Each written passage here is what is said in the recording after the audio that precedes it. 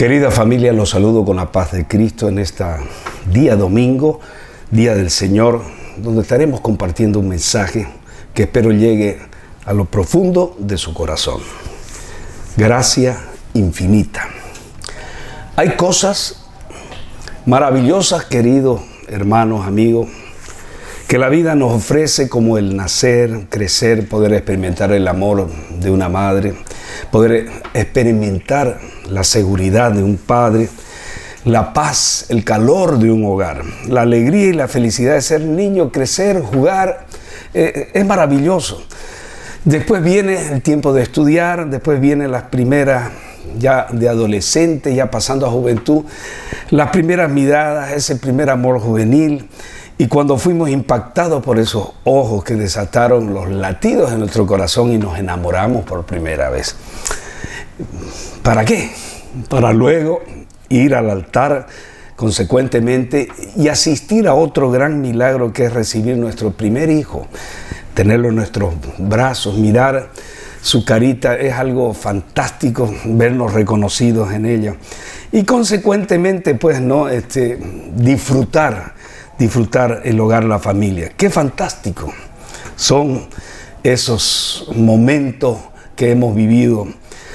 Jamás olvidaré cuando conocí a mi primogénita, que de hecho tuve que yo viajar a asumir una misión que tenía en Quito, Ecuador. Era diplomático en aquella época, pero jamás me imaginé que se me iba a adelantar 2 meses. Y entonces ella nació mientras yo no estaba. Así que un primo me trajo una encomienda con una carta y 2 fotos de ella, y vi a mi primogénita por primera vez a través de una foto. Me recuerdo muy bien que me metí a un baño a llorar de gozo, de felicidad. Quiero decirle, eso todo lo entiendo ahora mucho más. Viene por la gracia de Dios, que no solo se manifiesta cuando nosotros ya hemos tomado la decisión de seguir a Cristo. Él antes ya viene abriendo caminos, viene mostrándonos, y así decía Tozer, un gran adorador, que él decía: la gracia infinita de Dios se extiende antes y después de conocerlo. Entonces, estamos impactados por esas experiencias increíbles, pero nada obviamente se compara a cuando experimentamos nuestro primer amor con el Señor. Nuestro primer amor lleno de gracia, lleno de tantas cosas que nos trajeron paz, nos quitaron muchos pesos de nuestras espaldas y empezamos a disfrutar de una vida libre, porque conoceréis la verdad y la verdad os hará libres. ¿Qué es la gracia? La gracia es una palabra que significa don. Don significa regalo y es un don inmerecido. Entonces, ¿para quiénes? Para nosotros, inmerecedores de tantas bendiciones. Pero ¿qué es más la gracia? La gracia es lo que recibí y que no merecía. ¿Qué es la misericordia? Es lo que no recibí y que sí merecía. La gracia infinita de Dios, querida iglesia, es algo que viene a inundarnos de gozo, de ver las cualidades de Dios a través de los méritos de Jesucristo en la cruz del Calvario. Nos impactan, nos sacuden y nos hacen entender: yo no soy merecedor de esto, somos inmerecedores de esto. Entonces, el profundo significado de la gracia, mis queridos, que está en más de 120 pasajes en el Nuevo Testamento y también en el Antiguo Testamento, que vamos a ver ahora, nos impacta esa inmerecedora bondad, misericordia que se relaciona con criaturas como nosotros, que inmerecedoras, que hemos recibido bendiciones. No comprender a cabalidad este aspecto, me refiero a la bondad de Dios, me refiero a la misericordia, nos condena a una vida de arrogancia, de orgullo, de miedo, de miseria espiritual. Todo lo que tenemos es por su gracia. No puedes aproximarte a profundizar en las cosas de Dios, querido hermano, querida familia, si hasta que no aprendas a ser consciente que nada tenemos por nuestra gracia, por nuestra virtud, mejor dicho, sino por el amor y la gracia de Dios. No podemos experimentar cosas que ojo no vio, ni oído oyó, ni que han subido en corazón de hombre, si es que no profundizamos en entender la verdadera gracia de Dios. Mucho tiempo crecimos con la visión de un policía que busca infracciones de parte de Dios, de la ley, de su palabra. Pero Dios no es un policía, sino es alguien que viene a acompañarnos para guardarnos de todo mal y ayudarnos a identificar el pecado, ayudarnos a identificar las cosas que nos van a hacer daño. Entonces la gracia es totalmente desconectada del mérito. Quiero que entendamos estos dos conceptos fundamentales. La gracia es totalmente desconectada del mérito. Y segundo, la gracia necesita absolutamente el favor de un poderoso benefactor. En este caso, es nuestro Padre Celestial. Dicho de otra manera, son los recursos de Dios a expensas de Cristo. Dios abre gratuitamente, vamos a decirlo de otra manera, su almacén ilimitado de todo aquello que nosotros queramos pedirle. Él lo abre por su gracia. La Biblia deja bien en claro que todos nuestros intentos de ganar un estatus ante Dios, lo dice claramente, son como trapo de inmundicia. Entonces, mis queridos hermanos, simplemente la Biblia nos contrasta con que la paga del pecado es muerte, mas la dádiva de Dios es vida eterna en Cristo Jesús.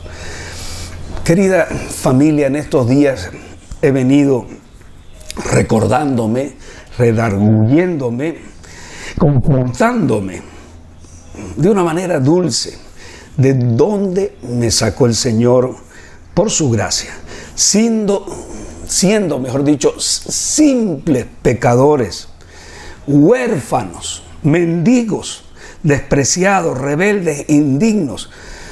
Y la única razón por la que Él puede derramar bendiciones sobre rebeldes, indignos como nosotros, ¿por qué digo esto? Porque quebrantamos la ley, quebrantamos la palabra de Dios. Solo es por los méritos de Cristo, porque Jesús murió en la cruz y padeció tantas humillaciones. Dios es legal y moralmente libre para perdonar nuestros pecados, y esto es lo maravilloso de la gracia, derramar gracia sobre nosotros. Este amor inexplicable, este amor incomparable, este amor extravagante y racional, amor que sobrepasa todo entendimiento, como dice la Biblia, me impacta cada vez que medito en ella, cada vez que busco entender, y realmente me siento realmente compungido por tanta bendición que recibimos del Señor. Para agradarle, para agradecerle todos los días, para amarle.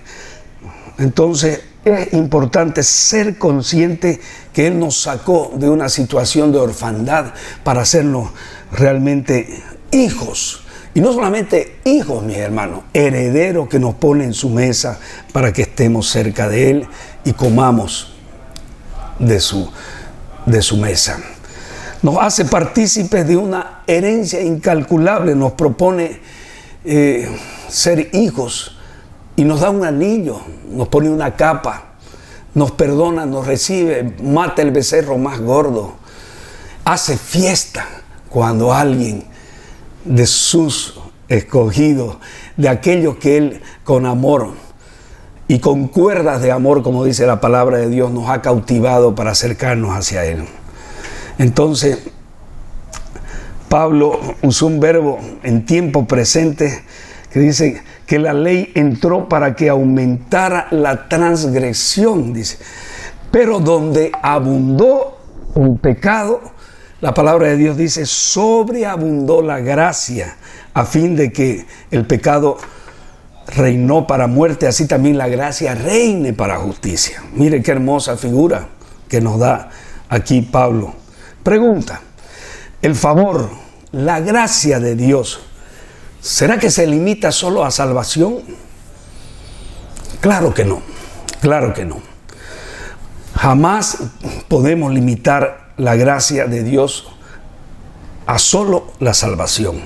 Es decir, somos salvos por gracia, pero, escuche bien, guardado para buenas obras. Hay muchos que no entienden esto y solamente se agarran de la primera parte. Necesitamos el favor de Dios durante nuestra vida. La gracia de Dios se aplica mucho más. La gracia no solo es, queridos hermanos, nos salva para buenas obras, sino también nos instruye para producir buenas obras. Por ello, Tito 2:11 nos ilustra de este tema. La gracia de Dios que trae salvación a todos los hombres, instruyéndonos a negar la impiedad y los deseos mundanos y a vivir en el tiempo presente con sensatez, justicia y piedad, dice. Cristo Jesús, quien se dio a sí mismo por nosotros para redimirnos de toda iniquidad y purificar para sí un pueblo para posesión suya. Y escuche bien lo que termina diciendo Tito 2:11, celoso de buenas obras. Entonces, quiero decirle que es importante entender lo que es la gracia desde ese punto de vista fundamental.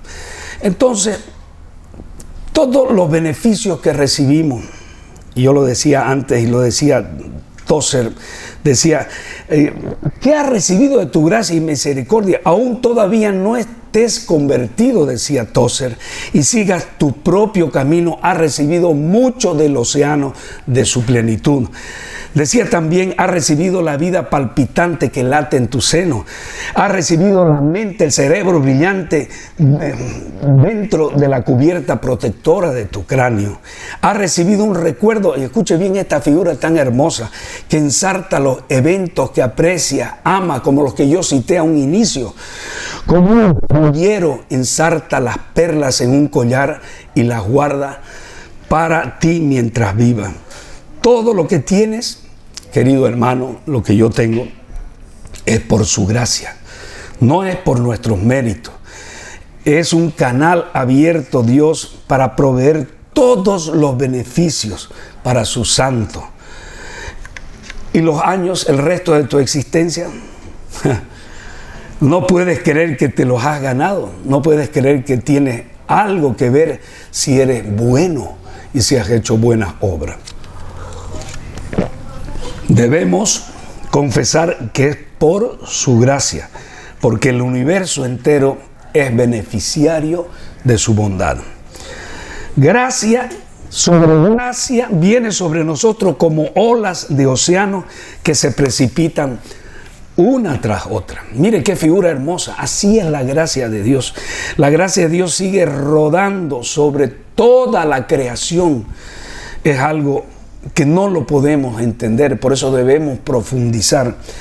Favor inmerecido también nos instruye a amar a nuestros enemigos, a aquellos que nos hacen daño, a aquellos que no simpatizan con nosotros o nosotros con ellos. Nos hace tener misericordia. Y esta segunda parte del mensaje, con esto voy a terminar, habla de un pasaje que me impacta en el Antiguo Testamento sobre la gracia de Dios.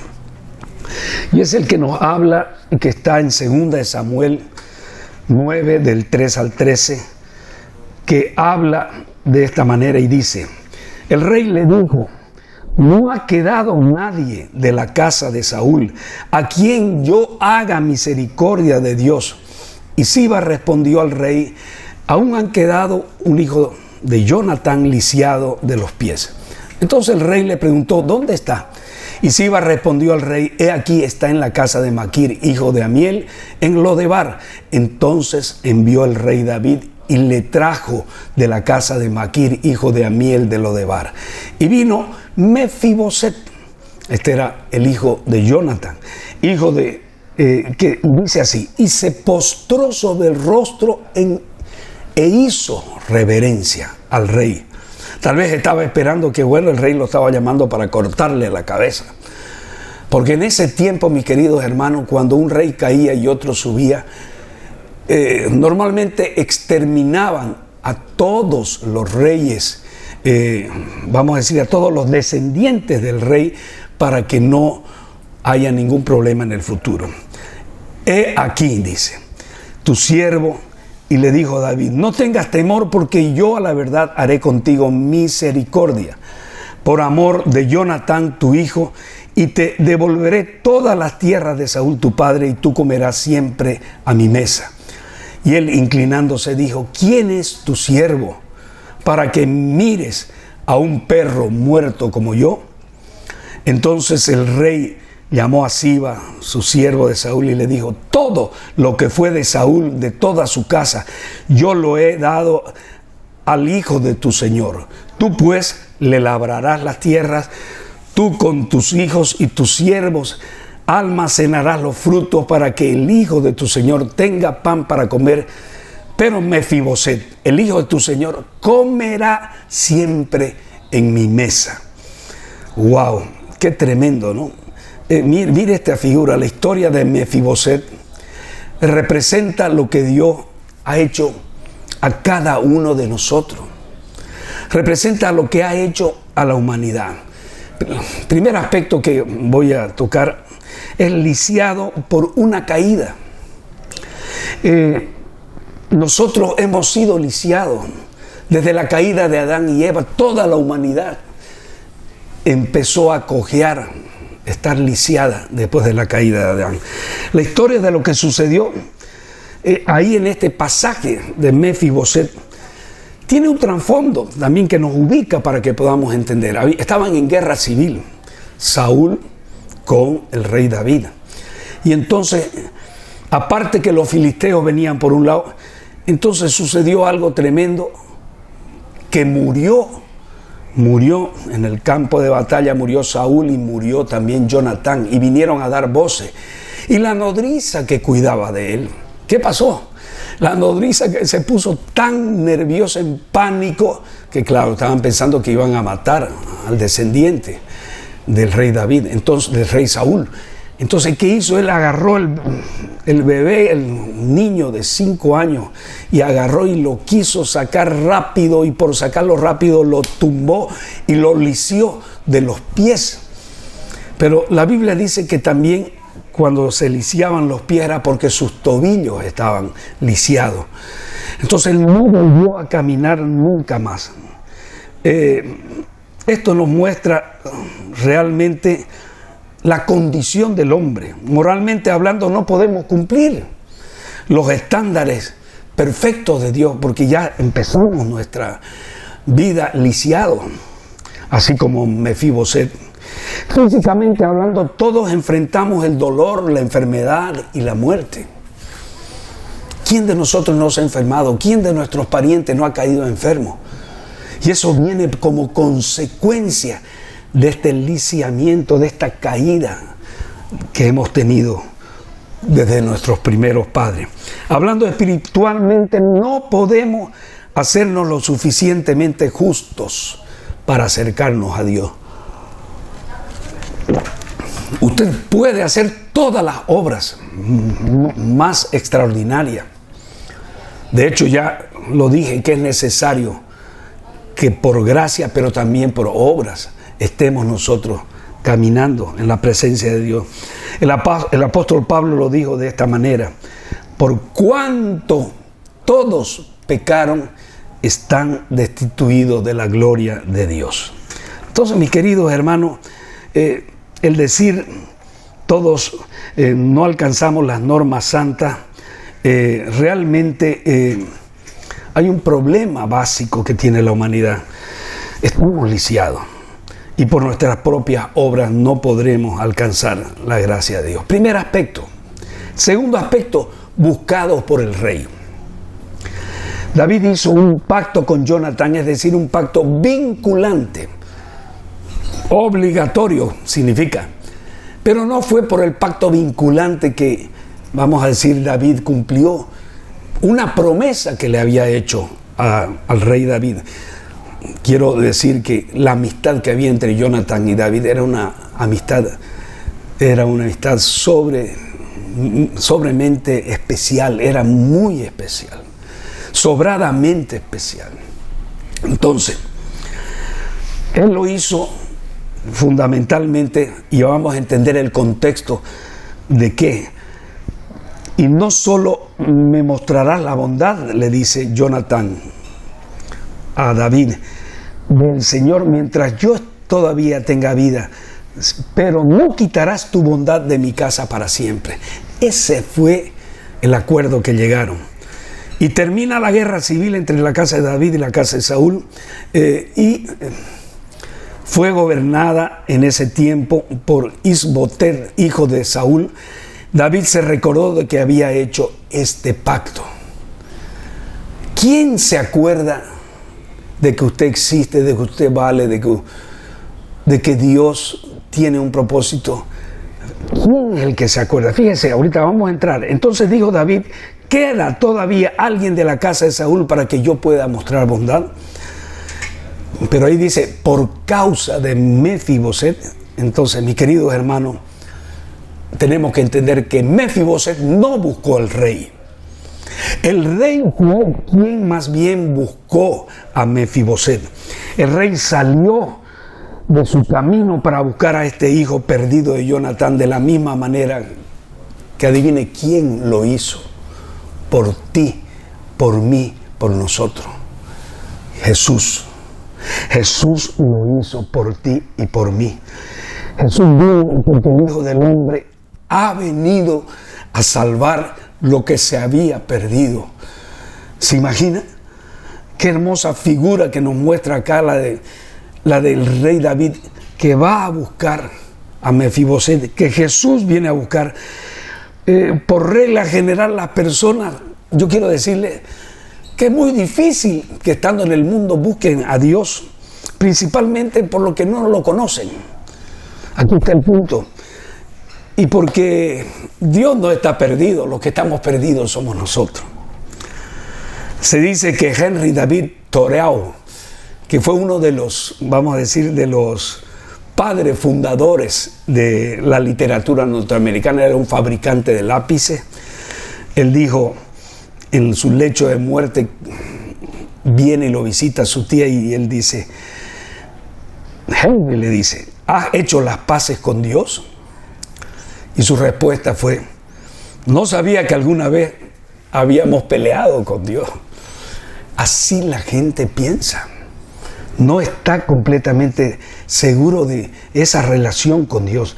Entonces la respuesta de Thoreau revela cuán espiritualmente estamos nosotros perdidos.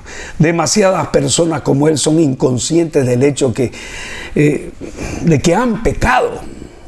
De que han pecado. Entonces eso, hermano querido, es lo que tiene el común de la gente.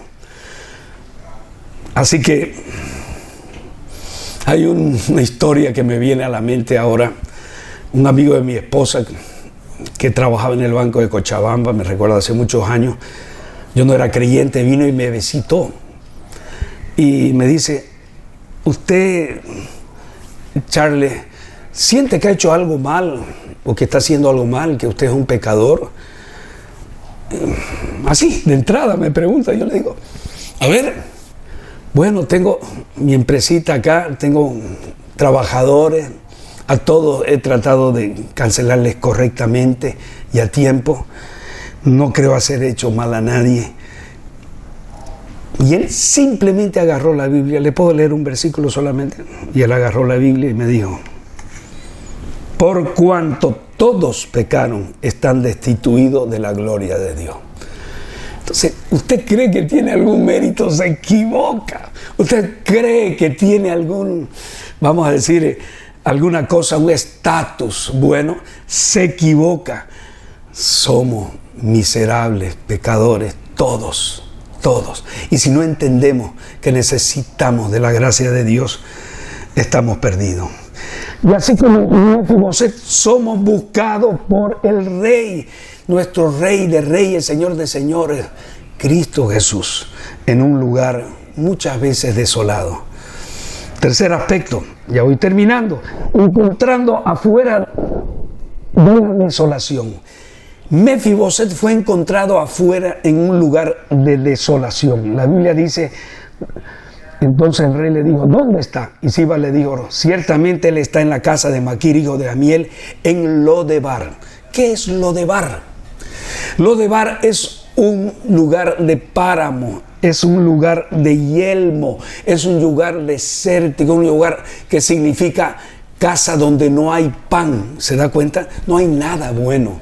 Allá estaba recluido el Mefiboset, porque él estaba escondido de miedo, porque podían venir a matarlo, y estaba y no tenía nada. Mefiboset se escondía en un lugar desolado. Así están millones de seres escondidos en el mundo, caminando con sus cabezas hacia abajo, perdidos, no tienen esperanza, porque no conocen, porque no han escuchado la voz del Rey de Reyes que ha venido a buscarlo.